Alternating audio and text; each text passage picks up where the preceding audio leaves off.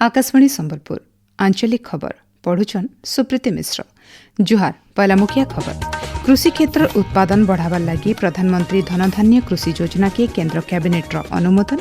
मुख्यमंत्री अध्यक्षता लोकसेवा भवन चलीचे राज्य कैबिनेट बैठक। वरिष्ठ नागरिक तीर्थयात्रा योजना लगी आयबाकालठानु मूल हेबा पंजीकरण। बौद्धठाने उद्घाटित है आंतः जिला साहाणी कप फुटबॉल टूर्नामेंट और उत्तर पश्चिम बंगोपसागर होता लघुचाप प्रभाव आयबा शनिवार तक राज्यर बड़भागी जगाना वर्षार संभावना। एथर पूरा खबर। देशे कृषि क्षेत्र उत्पादन बढ़ावार लक्ष्य प्रधानमंत्री नरेंद्र मोदी अध्यक्षता बसिथिबा केन्द्र कैबिनेट बैठक थी आज प्रधानमंत्री धनधान्य कृषि योजना के अनुमोदन करा जायछि। फसल विविधता और स्थायी कृषि पद्धति बढ़ावार, अमल उत्तर संरक्षण बढ़ावार, जलसेचन सुविधा थी उन्नति आनबार और ऋण सुविधा के सहज करबाटा ई योजनार मुख्य लक्ष्य है। कम उत्पादन करुथुबा, कम चाष हेउथुबा और कम ऋण नौथुबा देशर 100टा जिला के योजना थी सामिल करा जायकरी कृषि उत्पादन बढ़ावा लगी चेष्टा करा जिबा। ई योजनार लाभ देशर 70 लाख चाषी पाई पारबे बोली केन्द्र कैबिनेट बैठक बाबदे सांबादिक सम्मेलन थी सूचना देकरी केन्द्र सूचना और प्रसारण मंत्री अश्विनी वैष्णव कहिछन 100 ऐसे जिले जिसमें कृषि पर 3 पैमानों पर वो बाकी सब जिलों से पीछे हो, ऐसे 100 जिलों को चयनित करके उसमें एक फोकस्ड वे में 11 मंत्रालयों के 36 स्कीम्स, इन सब को कन्वर्ज करके एक इंटीग्रेटेड वे में कृषि का विकास करें। ये प्रधानमंत्री धनधान्य कृषि योजना का उद्देश्य है। सेंता अक्षय शक्ति क्षेत्र थी 20,000 कोटी टंका विनियोग करबा लगी जातीय तापज विद्युत निगम एनटीपीसी के अनुमति। एनसीएल इंडिया लिमिटेड नवरत्न उद्योग लगी थिबा नियमावली थी कोहल बाबद प्रस्ताव के भी केन्द्र कैबिनेट अनुमोदन करिछे बोली श्री वैष्णव कहिछन। भारतीय महाकाशचारी शुभांशु शुक्लांकर ऐतिहासिक महाकाश अभियान के नेकरी आज केन्द्र कैबिनेट बैठक थी गोटे प्रस्ताव पारित होइछे। विश्वस्तर महाकाश गवेषणा संस्था मानकर संगे मिसिकरी ई अभियान के सफल करिथिबा भारतीय महाकाश गवेषणा संस्थान इसरोर वैज्ञानिक और इंजीनियर मानकु ई अवसरे प्रशंसा करा जायतला। ई बाबदे सूचना देकरी केन्द्र सूचना और प्रसारण मंत्री अश्विनी वैष्णव कहिछन शुभांशु शुक्लांकर ई अभियान सफलता भारतर महाकाश केन्द्र स्थापना उद्यम लगी आहुरी तहक भरी दीछे।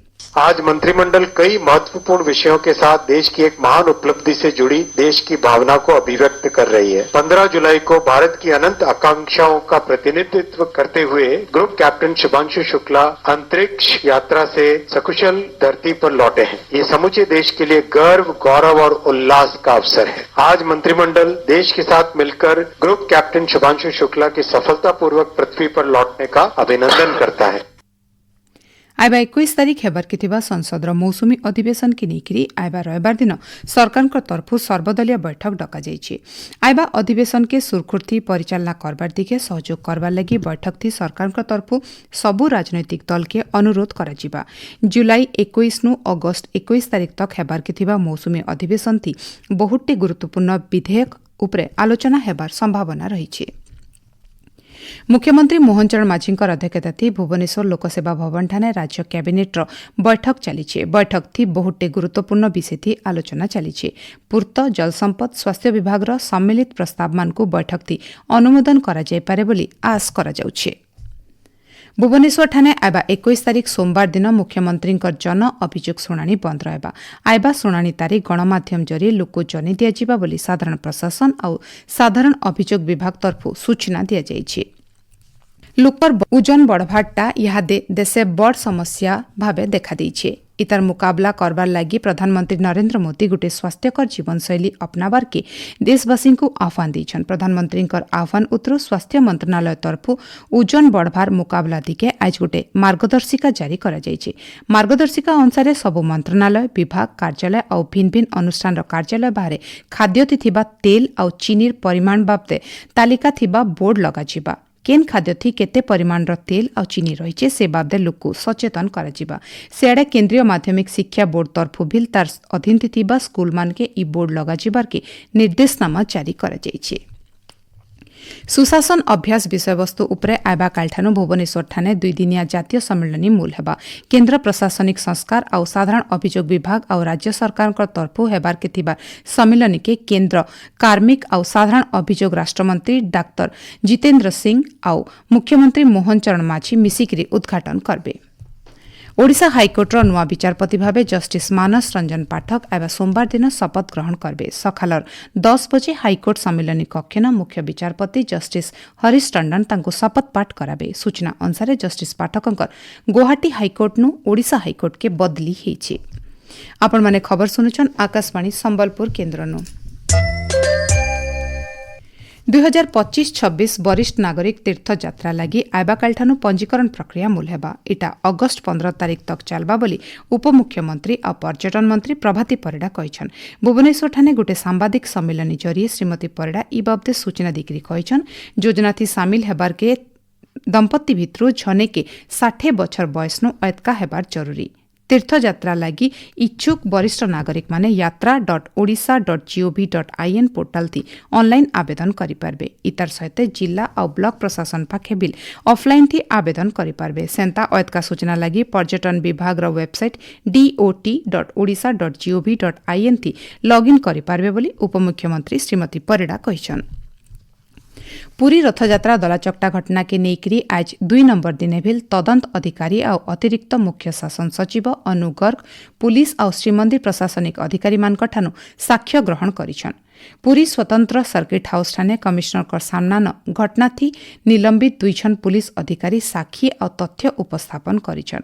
गलाकाल 40 जन अधिकारी तदंत अधिकारी को साक्ष्य प्रमाण देथिले। घटना थी तदंत अधिकारी एब तक 147 जनकठानु साक्ष्य और तथ्य ग्रहण करि सारिछन। वन विभाग आरसीसीएफ वी नीलान नाबर आज बौद्ध जिला गस्त करिकरी भिन्न भिन्न प्रकल्पर परिदर्शन और समीक्षा करिछन। ई अवसरे आरसीसीएफ बौद्ध वनखंड तरफु हेतिबा वृक्षरोपण और वाच टावर बुली देखिथिले। ई अवसरे एक पेड़ मां के नाम कार्यक्रम थी सामिल हेकरी गछ जगैथिले। सेंता बामंडा मेगा नर्सरी वीर नरसिंहपुर स्थायी नर्सरी बुली देखिथिले। रानीगंज गोरासाही ग्राम्य जंगल न सबुज महानदी कृत्रिम वनीकरण योजना थी 25,000 वृक्षरोपण कार्यक्रम शुभारंभ करथिले। नुआपड़ा जिला खरिया रोड एनएससी ठाने प्रधानमंत्री आवास योजना कार्यादेश बंटन कार्यक्रम हो जाइए। एनएससी अध्यक्षांकर अध्यक्षता थी हेइथिबा कार्यक्रम थी कलाहांडी सांसद मालविका देवी जोग देकरी हिताधिकारी मानकु कार्यादेश बांटीछन। देवगढ़ जिलापाल कविन्द्र कुमार साहूंकर अध्यक्षता थी जिला स्तरीय राजस्व समीक्षा बैठक हो जाइए। जिला न जून मासे धारिज भिन्न भिन्न बकेया राजस्व आदाय बाबदे आलोचना करा जायतिला। इथि राजस्व और जिला स्तरीय अधिकारी माने उपस्थित रहिकरी तथ्य उपस्थापन करथिले। 64 नंबर पुरुष आंतर जिला फुटबॉल चैंपियनशिप 2025 साहाणी कप बौद्ध जिला स्टेडियम ठाने उद्घाटित होइछि। ओडिशा फुटबॉल एसोसिएशन और राज्य क्रीड़ा विभाग मिलित सहयोग थी आयोजित प्रतियोगिता राज्यर 4टा जागान मूल होइछि। आजर कार्यक्रम के बौद्ध विधायक सरोज कुमार प्रधान और कंधमाल सांसद सुकांत कुमार पाणिग्राही उद्घाटन करिछन। टूर्नामेंट थी संबलपुर बरगढ़ देवगढ़ बलांगीर नुआपड़ा कलाहांडी बौद्ध कंधमाल नयागढ़ दल भाग नेछन। आजर उद्घाटनी मैच संबलपुर और कंधमाल और गुटे मैच बौद्ध और नुआपड़ा भितरे हेतला। पहला मैच थी 3-0 गोल थी संबलपुर दल जीतीचे। नुआपड़ा जिला खड़ियाल डिग्री महिला कॉलेज जातीय सेवा योजना महिला यूनिट तरफु यौन निर्यातना निरोधी सचेतनता शिविर हो जाइए। योजना अधिकारी पुष्पांजलि प्रधानींकर अध्यक्षता हेतिबा कार्यक्रम थी कॉलेज अध्यक्षा लीजा आचार्य मुख्य अतिथि भाव जोग देकरी खराब व्यवहार दिगे सतर्क रहबार के छात्री मानकु आह्वान देथिले। उत्तर पश्चिम बंगोपसागर पश्चिम बंग और ओडिशार समुद्रखणी इलाका न हेतिबा अवपात दुर्बल हेकरी लघुचाप हेछि। इतार प्रभाव थी राज्यर भिन्न भिन्न जगान मध्यम नु जबर वर्षा लागि रहिछि। भुवनेश्वर आंचलिक पाणीपाग विज्ञान केन्द्र सूचना अनुसार झारसुगुड़ा बरगढ़ जगतसिंहपुर और भवानीपाटना न जबर वर्षा हो जाइछि। संबलपुर झारसुगुड़ा सुंदरगढ़ केन्दुझर और मयूरभंज जिला न आज जबर वर्षा हो पारे। आइबा शनिवार तक राज्य वर्षार प्रभाव लागि रहबा और रविवार नु वर्षार परिमाण कमबा। गला 24 घंटा भितर केन्दुझर जिलार तेलकोई ठाने सबुनु जह 124.6 मिलीमीटर वर्षा रेकर्ड करा जाइछे। शेषे मुखिया खबर फेर खाए। कृषि क्षेत्र उत्पादन बढ़ावा लगी प्रधानमंत्री धनधान्य कृषि योजना के केन्द्र कैबिनेट अनुमोदन। मुख्यमंत्री अध्यक्षता थी लोकसेवा भवन चली राज्य कैबिनेट बैठक। वरिष्ठ नागरिक तीर्थयात्रा योजना लगी आयबाकालठानु मूल हेबा पंजीकरण। बौद्ध ठाने उद्घाटित है आंतः जिला साहाणी कप फुटबॉल टूर्नामेंट और उत्तर पश्चिम बंगोपसागर हितवा लघुचाप प्रभाव थी एवं शनिवार तक राज्यर बड़भागी जगान वर्षार संभावना। आजिर आंचलिक खबर इन शेष जुहार।